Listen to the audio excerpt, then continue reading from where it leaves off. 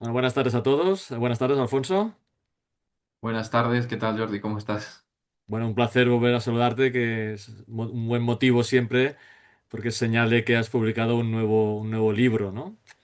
Estamos Sí. con Alfonso Bueno López en la presentación virtual de su último libro, que lleva el sugerente título de Lovecraft en el cine, monstruos, mitos y dioses arcanos, ¿no? Esta idea de estos dioses antiguos como algo reservado a unos pocos y que hace referencia a algo asociado intrínsecamente a la obra de Lovecraft, ¿no? De esas entidades cósmicas, antiquísimas y monstruosas, cuya verdadera naturaleza está oculta y resulta totalmente incomprensible para la mente humana, ¿no? Decía John Carpenter, que tú lo citas en el libro, que después de la muerte de Lovecraft, todo lo que es ciencia ficción y terror tiene de alguna manera alguna vinculación, alguna influencia de Lovecraft. Y en ese sentido, este trabajo que realizas de investigación sobre digamos, las influencias de Lovecraft en el cine y en la televisión va en ese sentido, ¿no? Este es ¿qué es el séptimo libro, ¿no? Creo que es. Es el sexto. Al Es- sexto libro. El sexto libro Ujú. en la colección de Diablo Ediciones de Cultura Popular. Ya llevas aquí un trabajo de investigación prácticamente de una década, desde los libros asociados a los musicales, al oeste, al boxeo, ¿no? A las películas donde hay alguien encerrado por algún motivo. El último que presentamos hace un par de años de Visto para Sentencia, con temas de abogados y juicios, y que haces un salto ahora abismal para centrarte en esta investigación que prácticamente has estado 2 años y que hemos hablado durante estos 2 años muchas veces de centrarte en lo que sería las adaptaciones de obras de Lovecraft, pero especialmente todo lo que hace referencia a esa influencia del autor de Providence, ¿no? Tú en el libro lo divides en 8 capítulos y tienen una connotación, una dimensión cronológica esos 8 capítulos que me parece muy sensato porque además en la lectura yo me lo he leído todo seguido el libro y me va muy bien que sea cronológico porque vamos entendiendo, digamos, cada paso y cada década lo que está pasando. Pero comienzas con un capítulo que me ha parecido extremadamente interesante, que es, y que yo no lo conocía tanto, y mira que he leído muchas biografías de Lovecraft, pero que no conocía tanto, que era la perspectiva de Lovecraft como espectador. Es decir, cuando él iba al cine, y es verdad que en muchas cartas habla o hace crítico, ¿no? Por decirlo así, de crítico privado, ¿no? De las películas. Y esto me ha parecido muy interesante porque empiezas el libro como situándonos digamos, de qué es lo que estaba viendo Lovecraft, especialmente en su juventud y en los años 20, que es cuando empieza a ir al cine y eso me parece muy interesante, ¿no? Una perspectiva de inicio del libro bastante singular, ¿no? Sí, bueno, ahí quería hacer como una vinculación y espero haberlo conseguido entre el origen del cine Ah, y la relación de Lovecraft con el séptimo arte, que fue un poco una relación de amor-odio, ya, porque Lovecraft disfrutó del cine. Lovecraft murió en el año 37, con lo cual pudo ver el esplendor del cine mudo, todo el desarrollo y los 10 primeros años del cine hablado, de ya, las talkies, como las llamaban en aquella época.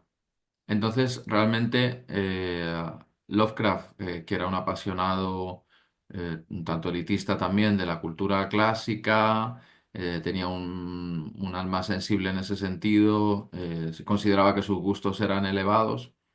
A veces el cine, que era un arte popular, pues chocaba con él, pese a que encontraba también los beneficios en el cine, por ejemplo, de poder ir a distintas sesiones, porque por sus muchas afecciones el teatro pues a menudo no podía ir. Entonces el tema de poder ir a las salas de cine le facilitaba un poco el tema de disfrutar. Pero incluso llegó a decir que el cine como que era un invento que se había hecho para destruir el tiempo. Ya, Sin embargo, pues sí que se conocen filias y fobias de Lovecraft hacia el cine que es interesante como rescatar, sobre todo cuando hablamos de clásicos del cine de terror, que al final es de lo que hablamos en este libro, del cine de terror, de ciencia ficción, del cine fantástico en general. Pues hablamos de los clásicos de la Universal, hablamos, pues, bueno, primero del Fantasma de la Ópera, que es una película que le fascinó por el tema de la transformación de Lon Chaney, sí, pese a que le parece una película lenta en su primera parte, pero Lon Chaney, como es lógico, en aquella época creó un maquillaje único para el personaje del fantasma de la ópera que estaba inspirado en los mutilados de guerra. Y entonces Lovecraft ahí como quedó impresionado como la mayoría del público. Y luego se conocen también la aberración que sentía Lovecraft hacia las adaptaciones de Bram Stoker o Mary Shelley, obras que se consideran hoy clásicas del cine de terror, como el Drácula de Todd Browning o el Frankenstein el Doctor Frankenstein de James Whale. ya. Lovecraft despreciaba esas adaptaciones y de hecho dejó escrito que esperaba que nadie adaptase jamás sus obras. Y luego Pero pues perdona, también. tú comentas también que llegó a trabajar de acomodador. Sí, tiene como una especie de relación curiosa con el cine. Llegó a trabajar como acomodador, hay varias fuentes que lo reconocen. Escribió un poema a Charles Chaplin, Sí, llegó a hacer alguna crítica de cine y sobre todo dejó reflejado su amor por el cine y también su desprecio hacia ciertas películas en cartas. También hay críticas literarias, críticas periodísticas, quiero decir, sobre el nacimiento de una nación y más de W. Griffith y sobre todo de la obra que le inspiró, de Klansman, que también hablan un poco de uno de los elementos más polémicos de Lovecraft, que es su racismo. Y luego hay películas curiosas para rescatar, como La Plaza de Berkeley de 1933, que era una adaptación de una obra teatral de John L. Barleston, que es responsable, entre otras, de las adaptaciones teatrales de Drácula y Frankenstein, que acabaron incluyendo nuevos elementos y derivando en las películas que se estrenaron en la Universal a comienzos del cine hablado, en los años 30 y 31.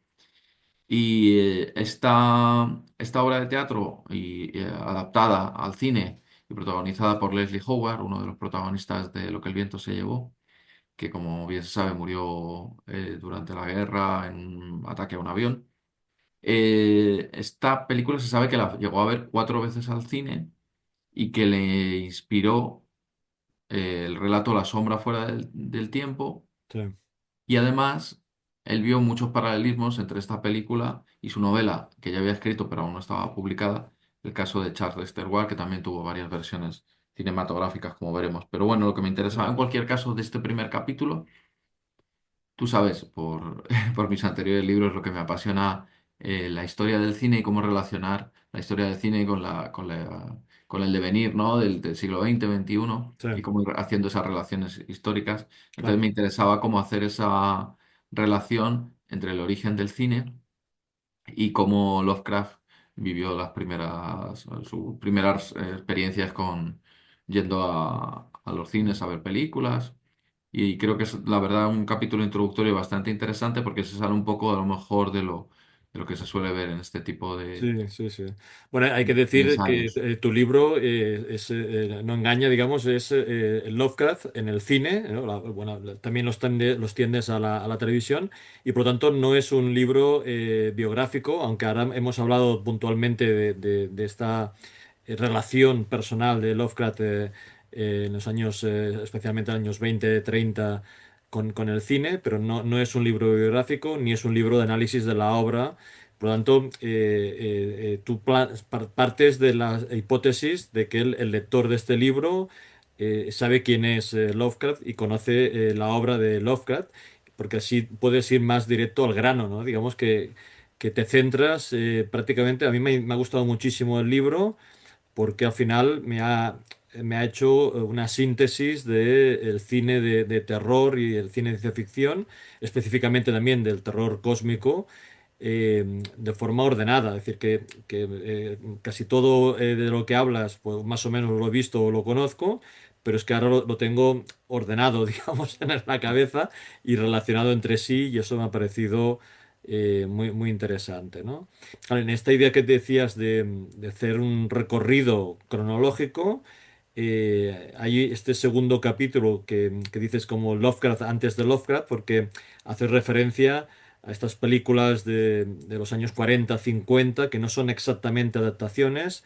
Digamos, también es verdad, antes de que, todavía no hemos llegado, pero es verdad que Lovecraft comienza a reeditarse y triunfar en la década de los 70. Por lo tanto, lo que hay antes son pequeñas pinceladas y que, sobre todo, que hay una película mítica que influye y que en el fondo tiene digamos, una cierta relación con Lovecraft, que es El Enigma de Otro Mundo, que es del año 51, pero que en realidad está basado en un libro de John Campbell. O sea que al final todo el mundo hace referencia, bueno, porque John Carpenter también habla de que esa película le influyó muchísimo, como El Enigma del Otro Mundo, vuelvo a repetir, del año 51, en realidad es de una adaptación de una novela, que no es de Lovecraft. Mm.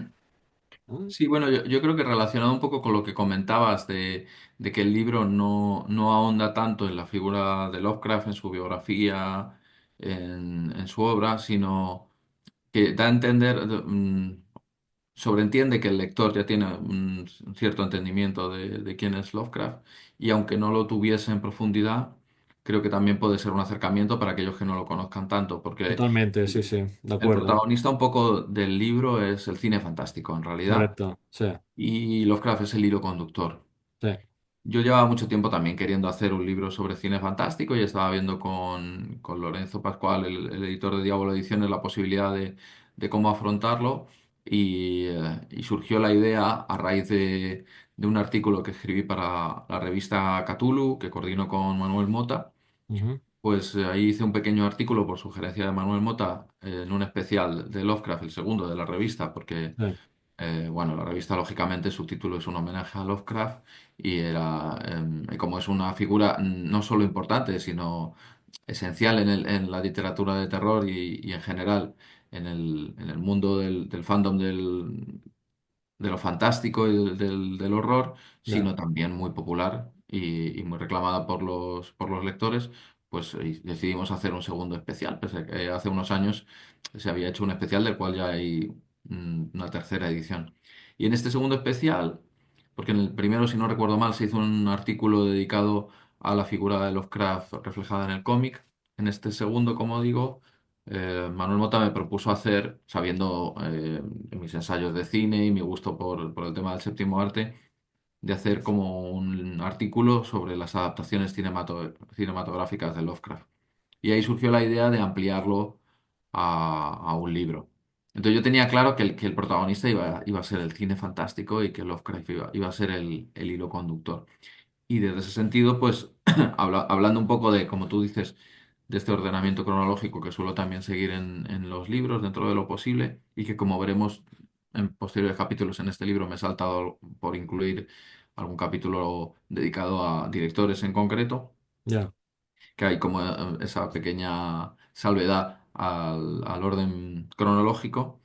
Pues quería hacer un capítulo dedicado al cine de los años 50, cuando la obra de Lovecraft todavía no se había adaptado, pero es cierto que Lovecraft ya había influenciado a otros autores, que creo que es una de las razones por las que su obra ha sobrevivido en el tiempo y él como autor ha sobrevivido también en el tiempo, más que por su calidad literaria, que también es indiscutible, por la capacidad de su mitología de haber sobrevivido gracias a otros autores. Por un lado, por los que pertenecían a su círculo literario, gente tan importante como Robert Bloch, Robert Howard o Auguste Derleth, y ya, luego por autores que le siguieron después, ¿no? Entonces, en este caso, hablar de autores que son importantes en este capítulo, como John Campbell, que escribió el relato original Who Goes There, en el que se inspira el enigma de otro mundo, que sería como el precedente de luego el remake de John Carpenter, que es La Cosa,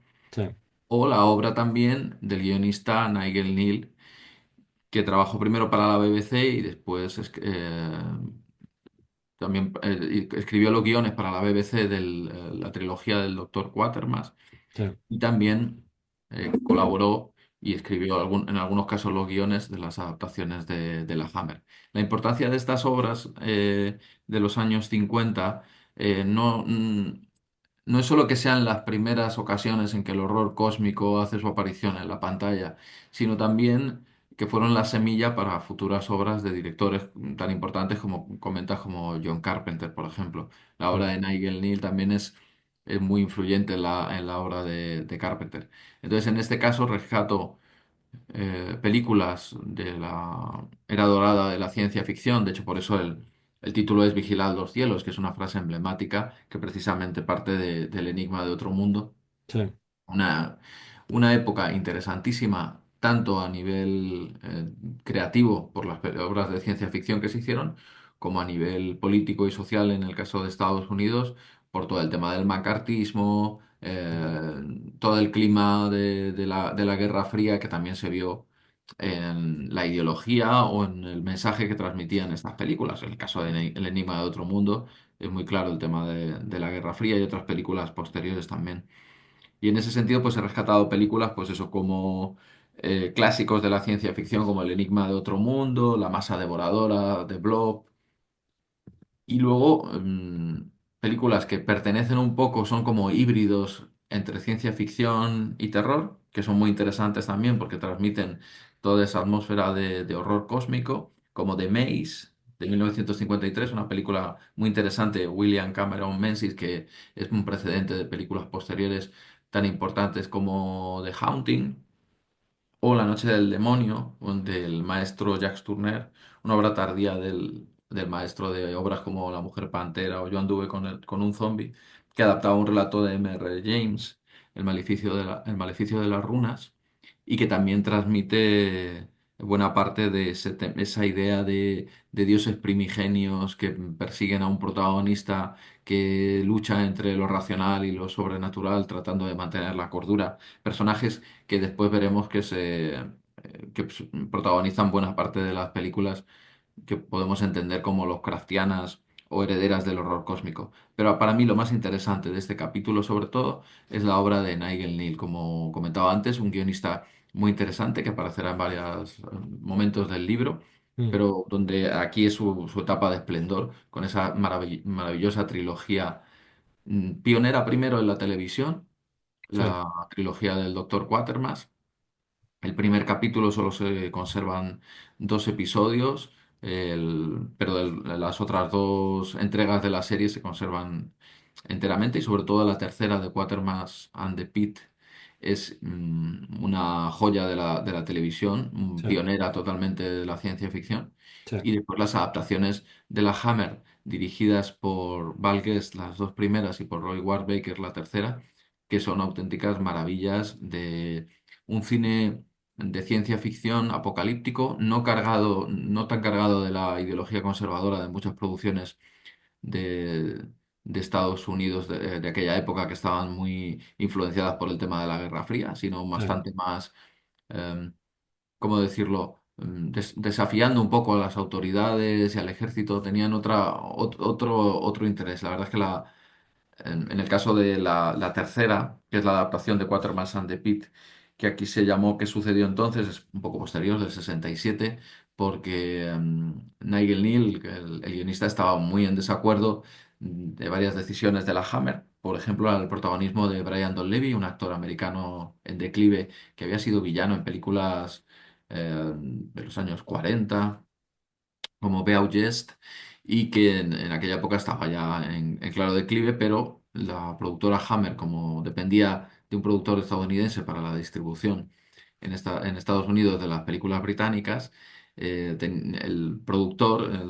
distribuidor, perdón, estadounidense exigía que las películas estuviesen protagonizadas por un actor de Hollywood, un actor estadounidense. Y por eso le impusieron a este actor Nigel Neal, que no se callaba nunca nada, Ya, y luego tuvo sus roces también con John Carpenter, como contaremos. Decía que interpretaba al doctor Quatermass, que era un científico eh, venerable en las versiones televisivas, que lo interpretaba como si fuese un mecánico.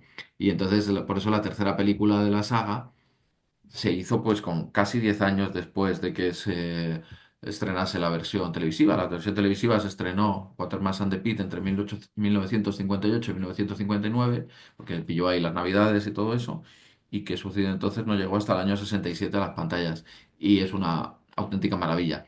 Pese a que es del año 67, la ha incluido en el capítulo de los 50 por estar relacionada con este vínculo con la claro. trilogía de Quatermass, que para mí es lo más interesante de este capítulo. Por otro lado, también una introducción perfecta a cómo el horror cósmico empieza a tener su influencia en el cine y cómo el horror cósmico ya tenía vida propia más allá de Lovecraft, que es lo Sí. interesante de Bueno, la pero obra de también Lovecraft. tú comentas justamente que en los 60 es cuando hay las primeras oportunidades de adaptar. También la televisión empieza a ser importante. Los 60 y los 70, algunas series de televisión empiezan a ser importantes para coger en algún episodio concreto alguna adaptación de cuentos de Lovecraft, ¿no? Es decir, que hay también, digamos, un estiramiento, digamos, de esa influencia de Quatermass en la década de los 60, muy tímidamente, pero luego también hasta los 70, ¿no?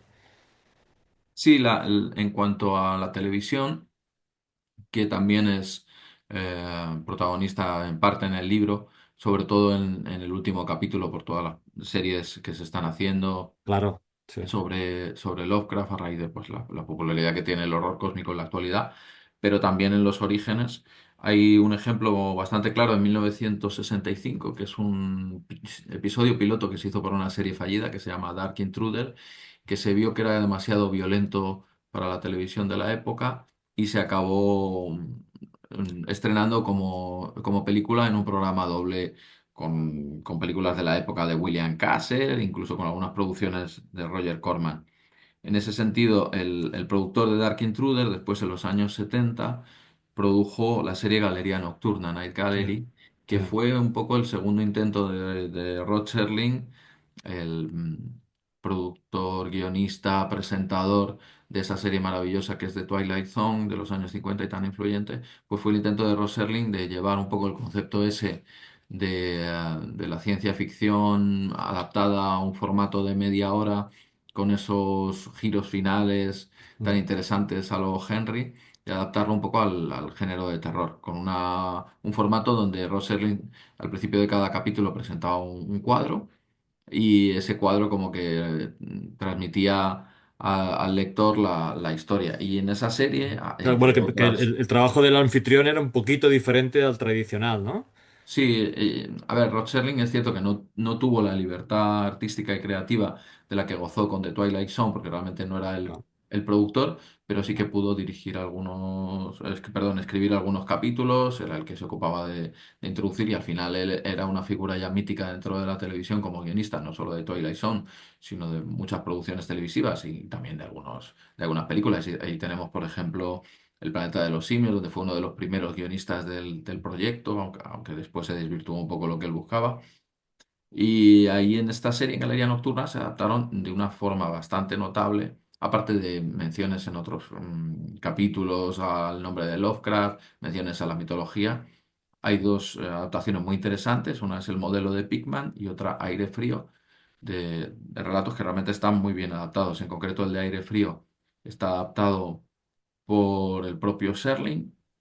Es una adaptación modélica y yo diría que influyó a una adaptación posterior, que fue una de mis primeros acercamientos a Lovecraft, que es la adaptación en cómic en una historia breve, una historieta del grandísimo Bernie Wrightson, que también aparecerá en varias partes del capítulo como creador de conceptos y de bocetos en Ya. películas como la fallida adaptación de La sombra sobre Innsmouth de Stuart Gordon y Brian Yuzna, que acabó derivando en Dagon, o de la más reciente, La niebla, de la versión o sea, la adaptación de la novela de Stephen King.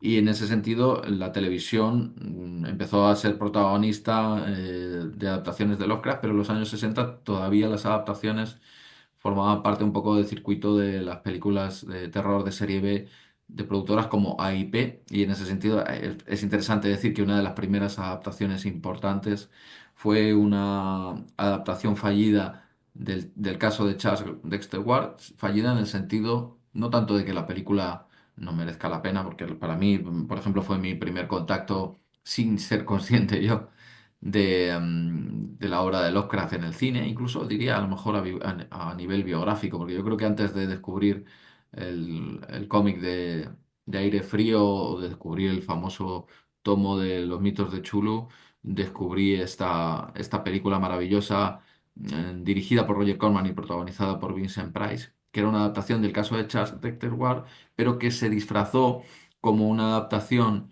de Edgar Allan Poe para poderlo incluir en el ciclo de Poe que estaba realizando en ese momento Roger Corman para la productora American International Pictures, AIP. El intento de hacer más adaptaciones de Lovecraft, de AIP, pues derivó en películas que realmente son malas, pero que son curiosas como mínimo y que están protagonizadas por mitos del terror como Boris Karloff o Christopher Lee, cosa que siempre se agradece, como Ya. El monstruo del terror, que es una adaptación muy libre del color que cayó del espacio. Tú, por ejemplo, en el libro comentas es fundamental el momento en que la productora de Roger Corman se le acaba la gallina de los huevos de oro de Edgar Allan Poe, que ya la han adaptado todo. Entonces empiezan a rasgar, a ver si encuentran algo y empiezan a intentar adaptar a Lovecraft como podían, ¿no?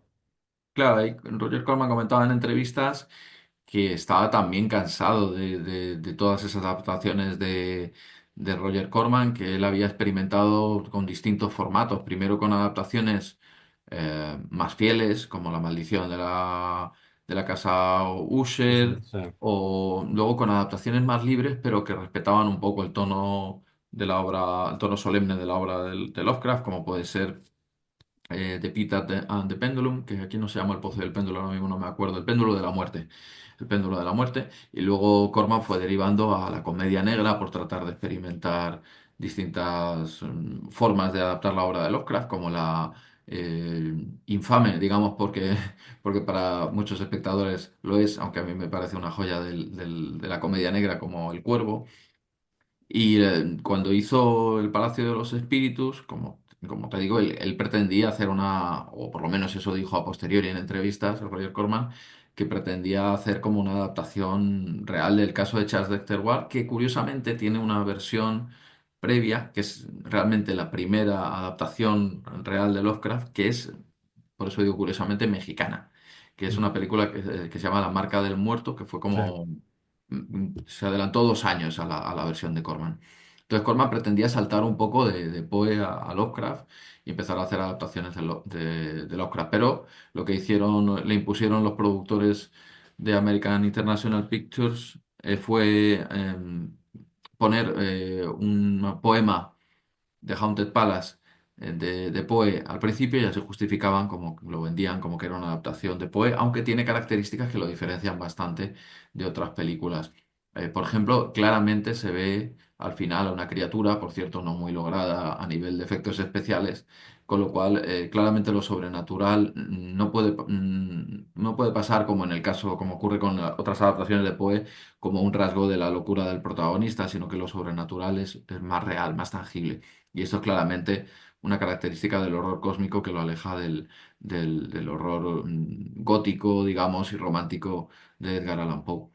Pero bueno, la década de los 60 realmente hay adaptaciones interesantes, pese a que son muy libres y sí. pese a que pues, con el tiempo han sido mejoradas por otras versiones, pero tienen el encanto, pues eso, de estar protagonizadas por leyendas del cine de terror, como puede Pues, ser, como digo, Vincent Price, Boris Karloff y Christopher Lee, que siempre es un lujo poderles ver en pues sí, pantalla. sí, sí, sí. También es verdad que los años 50-60 todavía es difícil encontrar obras de Lovecraft, justamente las que se hicieron justo después, 5 años después, digamos, de su muerte. Y no es hasta principios de los 70 de que se publica de nuevo una antología completa y es ahí donde hay el gran boom realmente. Y yo diría que los años 70 es realmente esplendorosa a nivel nacional, digamos, e internacional y que quizás diría que el momento culmine de los 70 podría ser Alien, que ahora llegaremos, pero me ha hecho gracia. Porque de momento estamos hablando del horror cósmico, pero hay un elemento físico que es el que hace de nexo de unión, digamos, a lo largo de todo este siglo XX de terror, que es el libro del Necronomicon, y es Mm. el que aparece, empieza a aparecer también en producciones que no son exactamente relacionadas con la obra de Lovecraft, pero que el hecho de que aparezca el Necronomicon hace que tenga una especie de un universo ficticio, ¿no? Que diríamos hoy en día, ¿no? Un universo en el que las películas están conectadas entre sí y que incluso hay una película española como es El Jorobado de la Morgue. Que también aparece el Necronomicon en su rodaje, ¿no? Sí, en el Necronomicon aparece la primera aparición cinematográfica es de la que hemos mencionado antes, del Palacio de los Espíritus.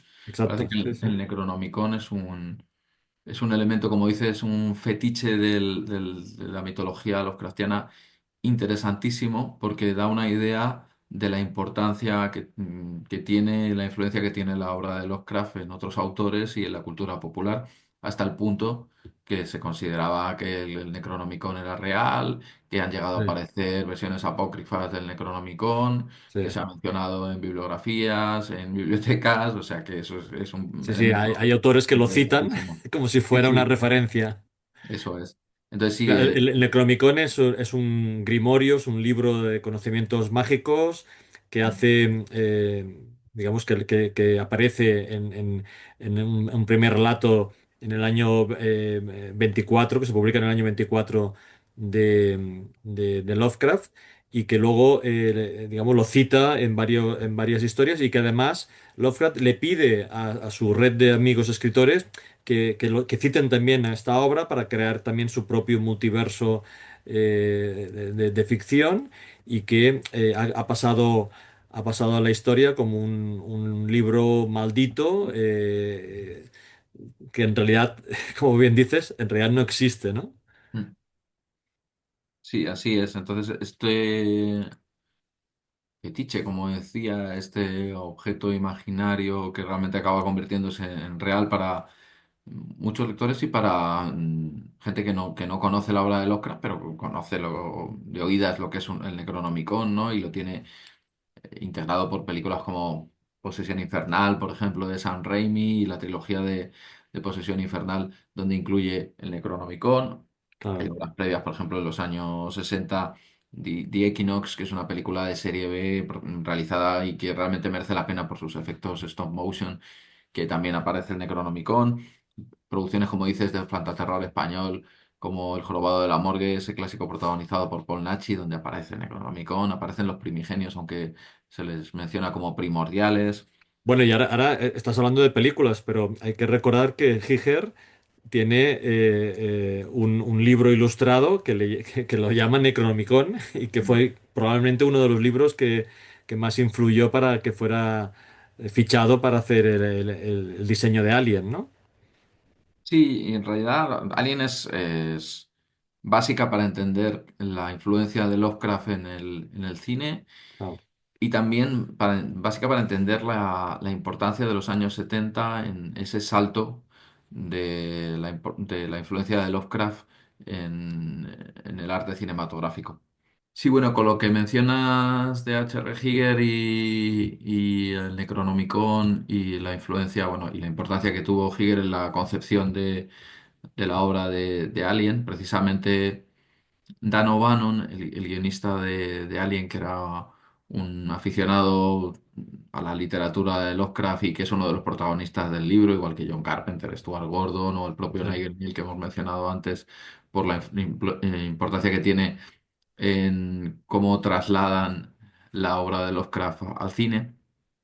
Dan O'Bannon, que estaba buscando una definición de las criaturas que había creado en ese guión, muy influenciado por En las montañas de la locura, descubre la obra de H.R. Giger precisamente en esa obra, en Necronomicon, y descubre una imagen en concreto de un alienígena con una forma fálica, totalmente con esa magia que tenía Giger para a la hora de crear esos seres y esos mundos biomecánicos, esa mezcla entre lo orgánico y lo irreal, esa mezcla de un arte totalmente realista con ese aerógrafo maravilloso y totalmente siniestro y de fuera de este mundo, ¿no? Entonces, Dan O'Bannon es el que propone a Ridley Scott el utilizar ese concepto de H.R. Giger y H.R. Giger se acaba involucrando en el proyecto, diseñando varios conceptos que serán claves para la transformación de la creación de ese mundo, ¿no? de Alien que realmente transformó el mundo del cine fantástico y para cómo la concepción del horror cósmico impregna todo el cine en general, el cine de terror y fantástico.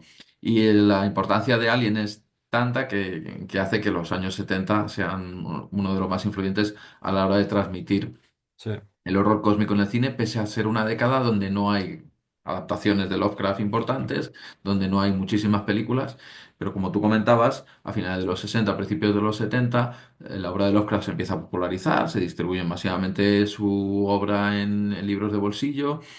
eh, la juventud que estaba en ese momento experimentando con las drogas, con la psicodelia, ve muchos paralelismos entre los mundos y la mitología de Lovecraft y la experiencia alucinógena ya, de esas drogas que formaban parte de la contracultura. Hay de hecho grupos musicales que incluso hay un grupo de los años 60 de Chicago que se llama H.P. Lovecraft. Hay ya, canciones como, por ejemplo, el grupo Caravan hizo una canción sobre Cthulhu mucho sí, antes sí. que Hombre, Metallica. y portadas con el cachulo en la portada, Sí, ¿no? Sí, eso es, portadas, se populariza todo ese mundo, ¿no? del horror cósmico por primera vez y eso influye a muchas películas muy interesantes de la época, de los años 70 pese a no ser ni adaptaciones fieles ni adaptaciones directas, pero digamos que el horror cósmico ya impregna todas esas obras, pero la clave, digamos, a- aunque hay directores interesantes que ya empiezan a explorar ese mundo Lovecraftiano con muchas referencias, como por ejemplo el italiano Lucio Fulci, sí, la clave es Alien, el octavo pasajero, sí, sí. y la influencia de Alien es tal que luego pues hay muchas películas influenciadas por el horror cósmico directamente por Alien, no tanto por Lovecraft, aunque acaban llegando a Lovecraft, ¿no? Es como Claro, sí, todos los sí, sí. caminos llevan a Roma, pues aquí en este Sí. caso todos los caminos Pues llevan no llegan al Oscar. a Lovecraft y Alien, el octavo pasajero existe por Dan O'Bannon. Sí.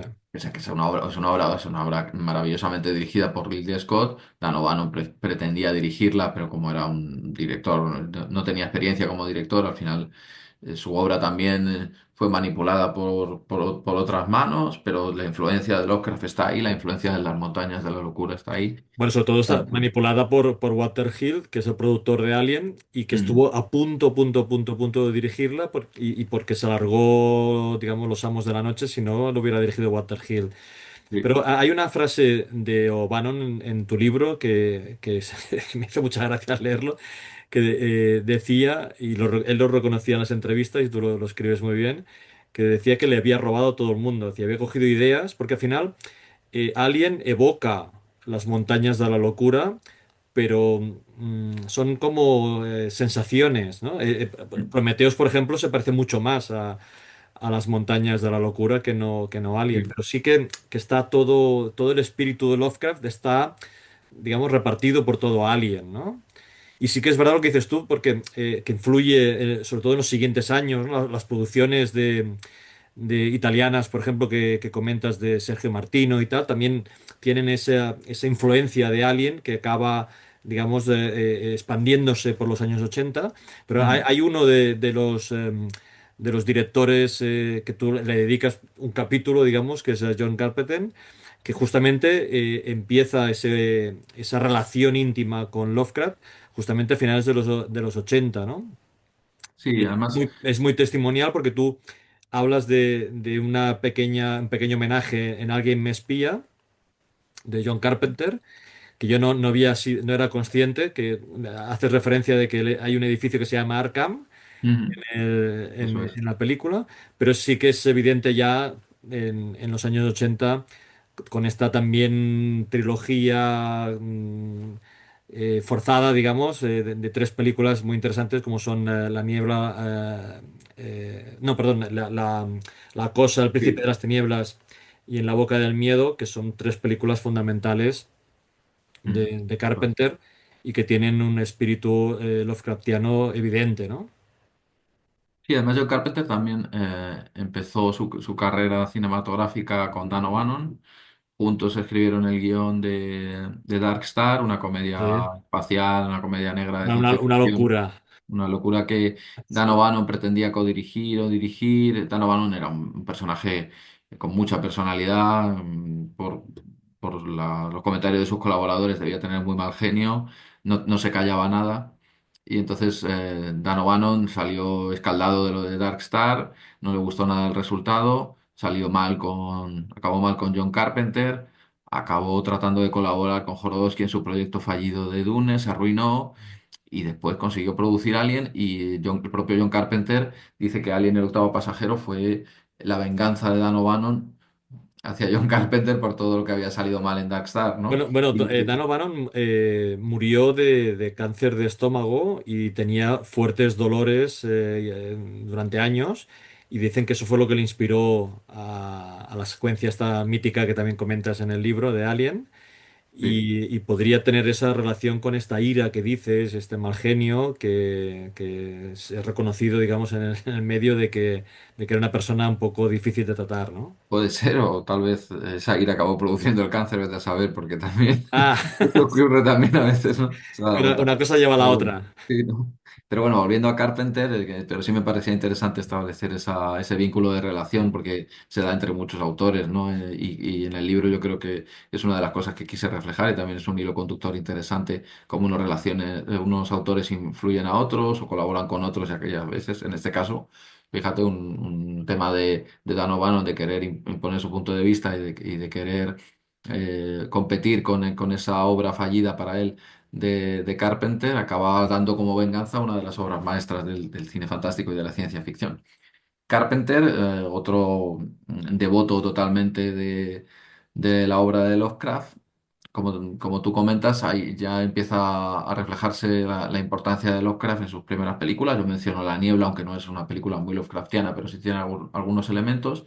Pero sobre todo es en la llamada trilogía del Apocalipsis, donde realmente se refleja esa influencia. La Cosa, que es una obra maestra también del cine de terror y ciencia ficción, que fue un fracaso total en la época, pero que es una obra muy, muy destacable, tanto por el horror corporal que logró Rob Bottin con su maquillaje, con cómo él supera de alguna manera, y es uno de esos casos raros de remakes que superan la obra original, supera la obra de Christian Nyby y Howard Hawks. John Carpenter es un fanático de Howard Hawks, como demostró en adaptaciones como Asalto a la comisaría del Distrito 13, que es una versión de Río Bravo Claro, con bandas, pandillas de los años 70, bueno, y claro. muchas otras menciones que tiene el cine de Howard Hawks. De hecho, John Carpenter, cuando acabó de estudiar, pensaba que él iba a acabar haciendo westerns y no cine de terror, pero bueno, la cosa le llevó hacia ahí, sobre todo el éxito de Halloween, claro, le Ya. llevó, le llevó hacia ahí. La cosa que, como digo, fue un fracaso total en taquilla. El Príncipe de las Tinieblas, que está muy influenciado también por una obra de Nigel Neal televisiva que es de Stone Tape, y sobre todo En la boca del miedo, que se considera, pese a no ser una adaptación directa, la película Lovecraftiana por excelencia, gracias a un guión de Michael De Luca que rescata toda la obra de Lovecraft en un personaje inventado, Sutter Kane, que está totalmente inspirado en Lovecraft, pese a tener algunos visos también de Stephen King, porque es un autor Ya. superventas, pero la obra de Sutter Kane, que aparece en la película, pues todos sus títulos, por ejemplo, están inspirados en obras de Lovecraft, se llega a leer algún fragmento de su obra que en realidad son fragmentos de la obra de Lovecraft, aparecen muchos Sí, guiños, sí, como sí, la sí, sí. señora Pickman, por ejemplo, que es una dueña de hotel monstruosa. Y de hecho, la obra de Sutter Kane es un ejemplo de cómo, o sea, el personaje de Sutter Kane, perdona, es un ejemplo de cómo la ficción acaba convirtiéndose en realidad, porque se ha publicado hace relativamente poco un libro como que es una novelización de La Boca del Miedo, pero que está como escrito, evidentemente no es así, por un tal Sutter Kane, ¿no? Y es como, al final, como esa realidad porosa que se acaba apoderando de la realidad, que aparece en La Boca del Miedo, que es Sutter Kane es un autor que acaba generando por la devoción de sus autores, de sus lectores, perdón, una especie de culto donde la realidad, la ficción, perdón, y las palabras de esos textos acaban apoderándose de la realidad y contaminándola como si fuese un cáncer, ya que estábamos hablando, poniendo eso sobre la mesa.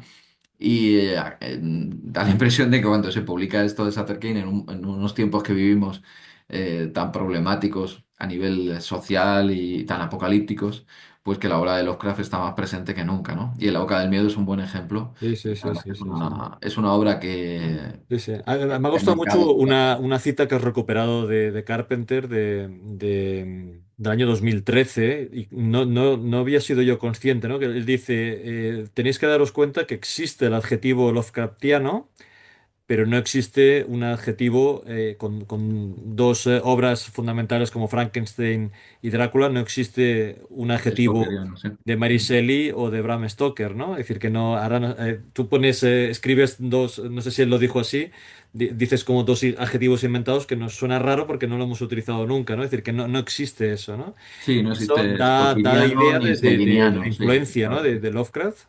Mm.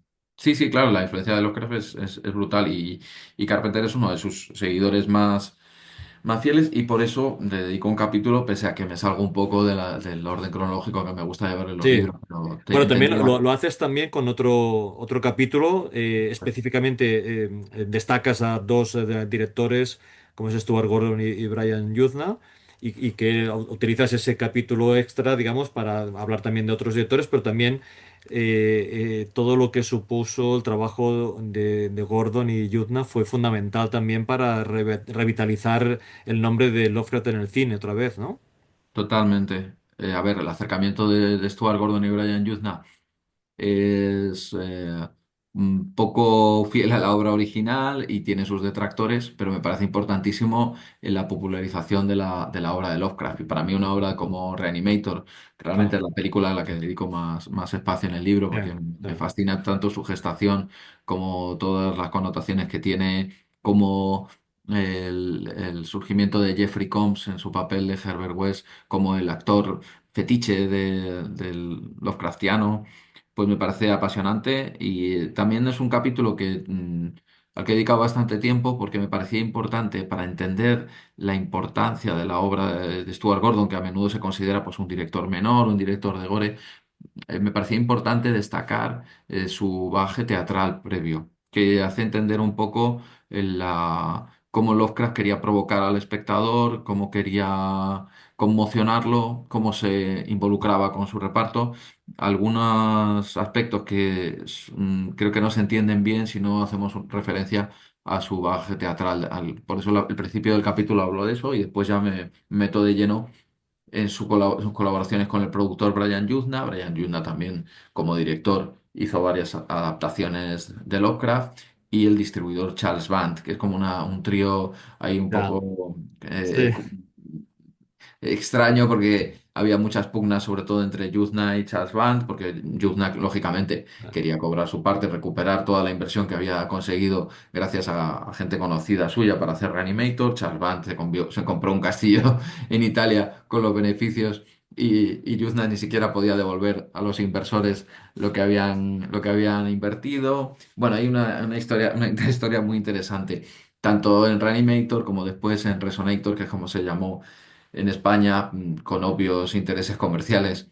La película From Beyond, la adaptación de Del Más Allá, que en realidad solo recoge el relato original en un prólogo magnífico, por otro lado, precréditos, y después se inventa una historia totalmente distinta. Ya. Y también por obra de Denis Paoli, que es otro nombre importante para rescatar, porque es el guionista de la mayoría de las películas que hizo Stuart Gordon. Stuart Gordon, que era un tipo pues, que metía mucho sexo y gore en sus películas, Brian Yuzna incluso metía más gore, pero que es muy importante para entender la evolución de Lovecraft y que hizo algunas de las mejores adaptaciones, aparte de Reanimator o Resonator, hay que mencionar Dagon, que es una obra que, Claro. como comentaba antes, una adaptación de Las Que, sombras que sobre el curiosamente no tuvo éxito en España, pero afortunadamente sí fuera, digamos, ¿no? Porque Sí, una, está rodada en Galicia, a mí me parece una adaptación muy, muy interesante, que supieron trasladar toda esa y mitología con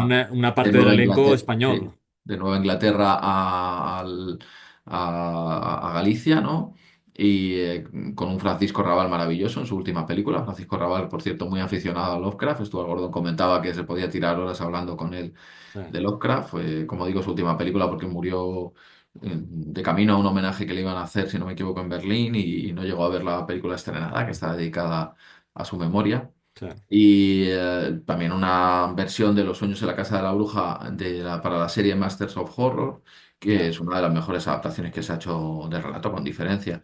Entonces, la importancia de Stuart Gordon y en menor medida de Brian Yuzna, sí como productor, pero como director, pues sus películas son un poco menores, digamos, La novia de Reanimator o Beyond Reanimator.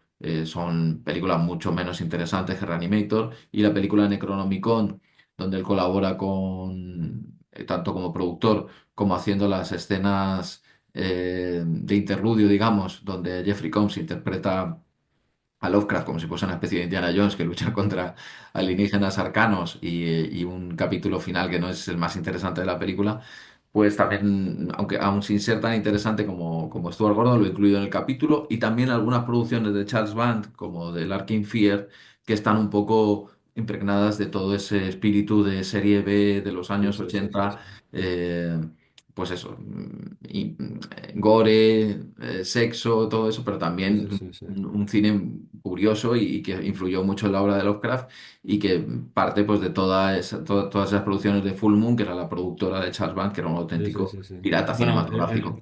la realidad es que ahora estoy disfrutando escuchándote, pero la realidad es que he disfrutado muchísimo leyendo porque al final es realmente lo que dices es la historia del cine de terror del siglo XX utilizando Lovecraft, digamos, de elemento de conexión, digamos, entre las diferentes obras, ¿no?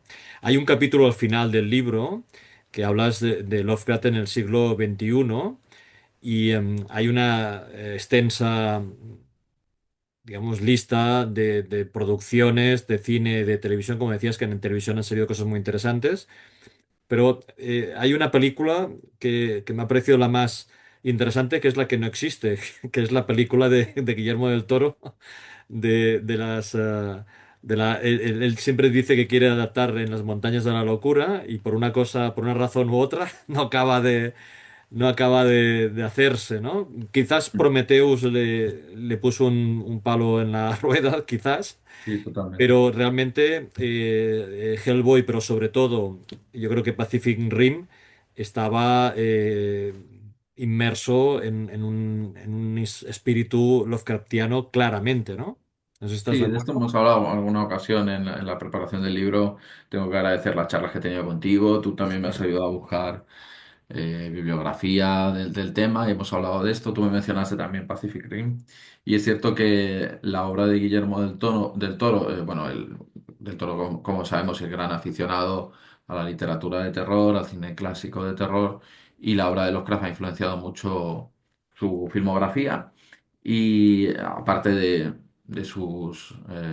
y su influencia en obras como Hellboy, que al final tiene mucho que ver también con la obra original de cómic de Mike Mignola, y la influencia de Lovecraft en el cómic original, como en películas donde, por ejemplo, los viajes interdimensionales en Pacific Rim son claramente influenciados por la obra de Lovecraft.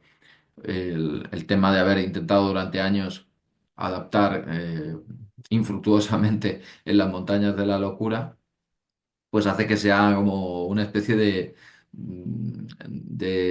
batalla perdida, y que no deja de que los aficionados tengamos mucho a Lovecraft y al cine fantástico, tengamos mucho cariño por esa continua batalla perdida de Guillermo del Toro intentando adaptarla. Lo intentó, consiguió financiación, parecía que la iba a protagonizar Tom Cruise.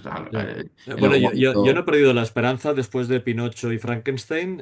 claro, Yo claro. creo que le falta cada vez menos. Digamos. Pues ahora se está hablando de Hellboy 3. Hay varios títulos que están así encima de la mesa, pero yo no he perdido la esperanza. Yo después de sobre todo de Pinocho, fíjate, porque como uno de sus últimos intentos era como adaptarlo en stop motion, que sería una maravilla verlo en stop motion, y claro, el principal obstáculo con el que se encontró es que él quería ser fiel a la obra original y quería hacer una película nihilista, sin elementos románticos, sí, con ese toque apocalíptico, con ese final terrible, ¿no? Entonces los estudios no estaban dispuestos a producir algo así, querían algo para todos los públicos. sí. Bueno, por eso digo Imagínate que meter el hecho de que elementos. Pinocho y Frankenstein esté producida por Netflix, ahí abre, digamos, posibilidades.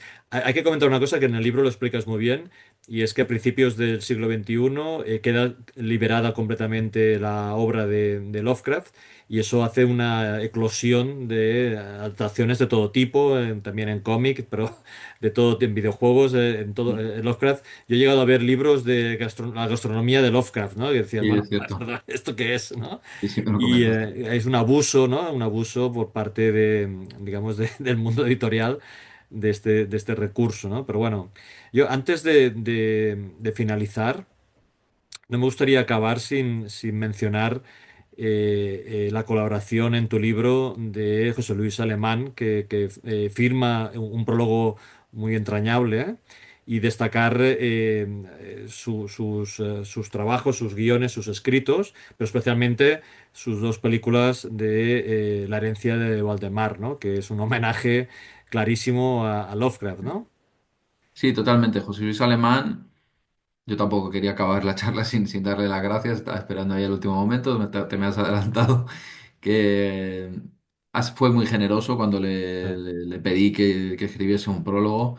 Eh, Tiene una obra interesantísima a varios niveles, pero como tú dices, en el libro he destacado ese díptico que él quería que fuese una trilogía, pero no consiguió que fuese así, que es La herencia Valdemar y La herencia Valdemar 2, La sombra prohibida, un díptico de 2010, una película totalmente inusual para el panorama español. Para empezar, sin ninguna subvención. José Luis Alemán consigue rodar estas dos películas muy ambiciosas, con una ambientación fabulosa, con un reparto atípico y muy, como muy mezclado. De repente había muchos actores de la serie El 6 de clase que estaban entonces de moda, sí, actores que estaban entonces en boga, jóvenes como Oscar Jaenada, auténticos pesos de la interpretación de este país como Eusebio Poncela y el maravilloso Paul Nachi, claro. Sí, ¿no? Que aparecía en la primera película, que ya estaba muy enfermo, como comenta en alguna entrevista él y como rescató en el libro, que ya estaba muy enfermo y no pudo actuar todo lo que él quería haciendo el papel del mayordomo. Hay muchos guiños también a Paul Nachi en las películas. Dos películas rodadas simultáneamente, estrenadas con poca suerte. Lamentablemente la segunda fue muy mal recibida. Eso hizo que José Luis Alemán incluso se retirase de la dirección. Llegó a escribir incluso una carta de disculpa a los espectadores que se publicó en una revista de cine fantástico de la época. Y la verdad es que es una obra muy interesante que yo creo que con el tiempo se valorará por ser una rara avis del cine español. Y bueno, casi que diría que casi es una película de culto, ¿no? Es decir, porque sí, pasó así muy sí, sí, yo creo que sí. desapercibida y tal. Sí, sí. Parece Cthulhu, aparecen muchos elementos que pueden rescatarse, pues a lo mejor de obras como El horror de Danwick o Los sueños en la casa de la bruja, como que Sí, ahí coge elementos de varias obras de Lovecraft sin ser una adaptación fiel, pero sí que incluso aparece el personaje de H.P. Lovecraft, bueno, aparecen varios personajes históricos como sí, Aleister Crowley. sí. Aparecen varias asesinas de la época y también aparece H.P. Lovecraft interpretado por Luis Tahera. Luis Tahera, que ahora es muchísimo más popular, pero en aquella época empezaba a ser conocido porque había hecho hace poco la película esta de Celda Así que tú comentas en 211. el libro que tuvo que ser doblado porque se le notaba demasiado el acento gallego. Claro, yo le pregunté, porque en la película me resultaba curioso que el resto de personajes no hablaban con acento y en la película sale él como con un acento americano, ¿no? Sí. Con un acento norteamericano. Entonces le pregunté aposta, porque no vi esto reflejado en ninguna entrevista y me dijo que la habían tenido que doblar por eso, por el acentazo gallego que tenía, bueno, que todavía tiene. Y que bueno, es un actorazo, eso por descontado. Y es Sí, sí, curioso pues verle de los cracks, que por otro lado se parece bastante físicamente. Y bueno, es cierto que lo que tú dices de la liberación de los derechos de Lovecraft ha hecho que se hayan producido muchísimas películas y yo he tenido que acotar, sinceramente, porque hay tantísimas películas, sí, muchas de ellas muy malas, hay que decirlo, y sí. también algunas joyas. pues que he Bueno, tú tenido el que hacer capítulo lo cosas. empiezas diciendo que hay una sobreexplotación cinematográfica de la mitología Lovecraft, ¿no? De que ya Claro. empiezas así diciendo lo que nos espera, ¿no? No solo las adaptaciones, que hay algunas realmente terribles, sino pues la utilización de la mitología de Lovecraft, que ya se vio en el capítulo de los años 80 que también tiene mucha tela para cortar de películas, producciones televisivas muy interesantes, como Hechizo Letal, pero ya en el siglo XXI la cosa es la locura, ¿no? Y hay películas muy interesantes, como por ejemplo The Empty Man o The Void, o... Bueno, la adaptación, digamos, de Richard Stanley, Eso es. del color que El color cayó que del cayó del espacio. espacio, de Color Out of Space, Sí, protagonizada por Nicolas Cage, que también son películas sí, sí, interesantes, sí. pero también hay películas muy malas. Y bueno, pues el capítulo del siglo XXI, la verdad es que ese es un reflejo de nuestros tiempos, de una sobreexplotación. He tratado de rescatar lo que he visto más interesante, aunque me habré dejado cosas porque es casi inabarcable y Claro, quería, pues eso, como ocurre siempre en estos libros, que de lo que hable pues sea un poco con criterio y dejar espacio para lo importante y no hablar claro. Sí, sí, sí. de Bueno, muchas cosas que se quedan ahí en el es la cajón. confianza que te ponemos los lectores, Mm. confiando en tu labor de investigación de sabiduría en el tema para que podamos disfrutar los lectores y entendiendo que estamos viendo, esto es lo que decía Hemingway, que estamos viendo la punta del iceberg, ¿no? El Hemingway siempre hablaba de la teoría del iceberg, que nosotros, los lectores, lo que vemos es la punta del iceberg y todo lo que hay detrás es lo que ha tenido que comerse el investigador, escritor, y que gracias a ese trabajo que has hecho durante estos 2 años, pues podemos disfrutarlo ahora. Realmente he sido un lector privilegiado de poder disfrutar de este trabajo y de esta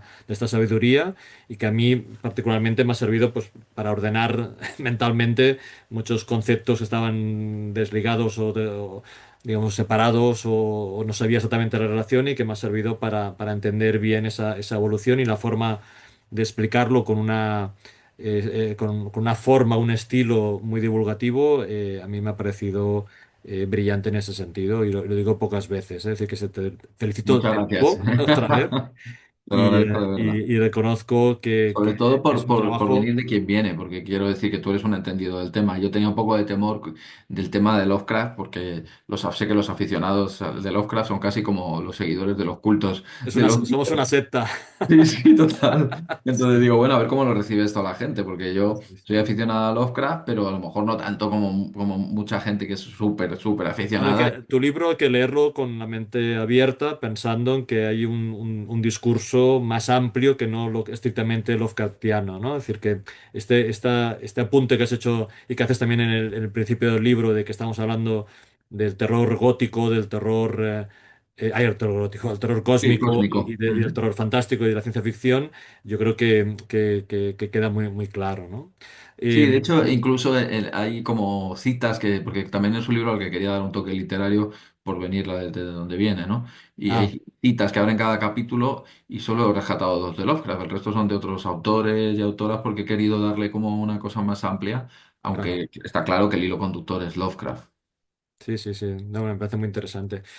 Hoy ha sido un recorrido por el libro fenomenal, pero digamos, es un task que decimos nosotros en catalán, es una prueba pequeña para que tengamos ganas, para que tengan ganas los que nos escuchen de leer el libro, ¿no? Sí, quedan muchas cosas en Ella, el tintero, pero yo creo que es interesante también para abrir un poco el apetito al claro que sí, lector que se sí, asome sí, sí. aquí. Entonces, ¿hay Narradísimo. alguna cosa También así, pues. que quieras añadir y que no haya salido en esta charla? Bueno, solo agradecer de nuevo a José Luis Alemán por su generosidad con el prólogo, a Lorenzo por confiar en mí de nuevo para publicar y por darme la oportunidad de hablar sobre cine fantástico, que es algo que me apasiona y que hasta ahora no había tenido oportunidad, salvo pequeñas pinceladas, como el libro de Gente Encerrada, donde lo mencionaba, de escribir sobre cine fantástico. Y también a Sebastián, el diseñador, por el magnífico trabajo que ha hecho, porque ya lo hemos mencionado en otras ocasiones, uno de los atractivos de los libros de Diávolo es que son obras de divulgación muy interesantes, ensayos pues que llevan mucho trabajo detrás de los autores, pero también a nivel visual son muy atractivos para el Sí. coleccionista, ¿no? A nivel visual, pues son libros Bueno, en que tu caso tienen. hay cientos de fotos Sí, que hay muchas ilustran fotos muy y también bien. es un trabajo que lleva su tiempo, carteles, fotos y a todo color. Bueno, en la época que era en blanco y negro destacó más los carteles a color, pero bueno, sí, están muy bien editados los libros de Diablo y hay que agradecer ahí a Sebastián también su trabajo como diseñador y como creador gráfico. Pues Y sí. bueno, es que solo que espero eso, que los lectores y sobre todo los aficionados a Lovecraft que tanto saben del tema, que reciban bien este libro y que sepan eso, recibirlo con el cariño que yo lo he hecho, de hacer una obra que respete su legado a la vez que rescate esa evolución cinematográfica que continúa, que sigue ahí. Que Claro. hace 2 días me pasó un colega, Iván, que me ha pasado muchísima información y al cual le agradezco mucho toda la ayuda que me ha brindado. Pues otra serie que van a hacer sobre Lovecraft, hay como varios proyectos ahí Sí, yo, pendientes. La leyendo tu última. libro pensaba, sobre todo cuando estaba acabando, pensaba, tendrás que hacer una segunda parte solo del siglo XXI". Sí, no, no, y estaba acabando el libro, ya estaba diseñándolo Sebastián y de repente me pasa otro colega del mundillo del cómic una noticia, que en la película de los Minions sale un Baby Chulu, un Sí, algo chulito, así. y digo, pues nada, vamos a mencionarlo aunque sea en el epílogo, pero esto, claro, esto sería el nunca acabar, ya me lo dijo Lorenzo. Dice, corta en algún momento porque esto no acaba nunca No con, acabará con nunca.